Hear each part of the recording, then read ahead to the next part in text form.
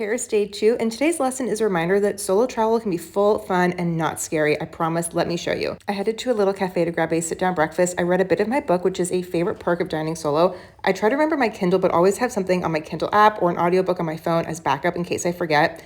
Hôtel des Invalides was nearby, and I've always wondered what's inside. There's a few things to see here, like the Musée de l'Armée, the Army Museum, which was massive, by the way. And yes, this is me going through it because I am a quick museum girly. A perk of solo travel is you can go as fast or as slow as you want without worrying about anybody else. Last to see here was the Tomb of Napoleon, which was in the most breathtaking dome.